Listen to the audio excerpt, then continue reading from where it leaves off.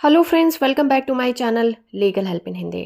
दोस्तों, क्या आपने किसी फ्रेंड के हाथ से कोई चीज़ लेकर भाग जाना चोरी कहलाएगा? आज के इस वीडियो में हम इसी टॉपिक के ऊपर बात करने वाले हैं और जानेंगे चोरी के अपराध के बारे में।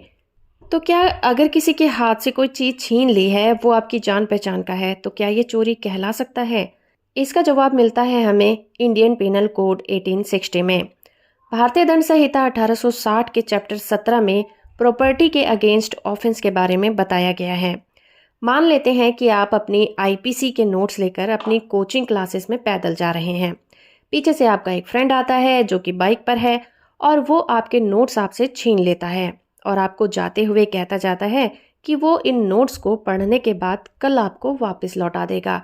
और आपको भी पता है कि कल वो इन नोट्स को वापस लौटा देगा, लेकिन आपको उसकी इस हरकत पर गुस्सा बहुत आता है।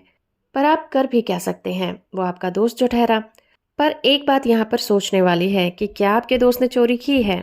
चलिए समझते हैं। इंडियन पिनल कोड सेक्शन 378 में चोरी को डिफाइन किया गया है।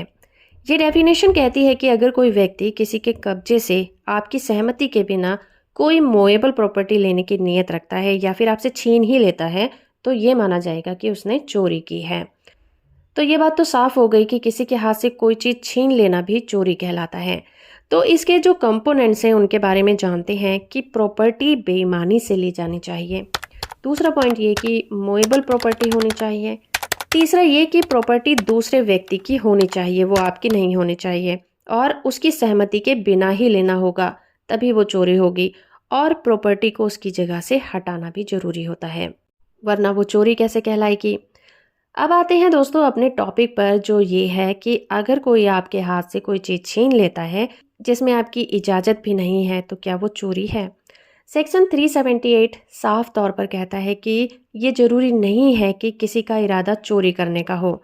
अगर आपने प्रॉपर्टी के मालिक से पूछे बिना उसकी चीज़ को उठा लिया है, तो ये समझा जाएगा कि आपने आईपीसी के सेक्शन 378 का अपराध किया है, यानी कि आपने चोरी की है। इसको एक एग्जाम्पल की हेल्प से भी समझ सकते हैं। यहाँ पर दो पर्सन हैं, ए और बी।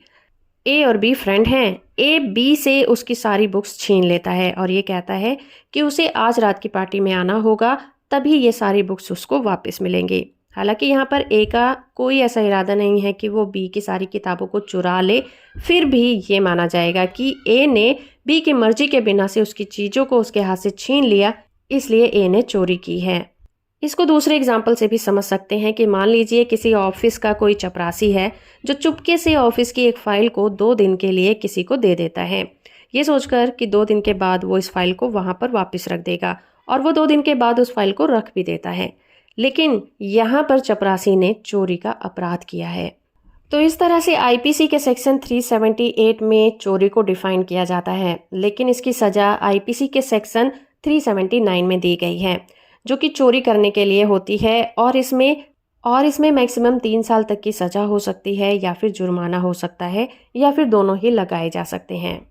तो हो फ्रेंड कि आपको ये कॉन्सेप्ट समझ में आ गया होगा। वीडियो इन्फॉर्मेशन अच्छी लगी है तो आप इस वीडियो को लाइक, शेयर और चैनल को सब्सक्राइब करना बिल्कुल मत भूलिएगा।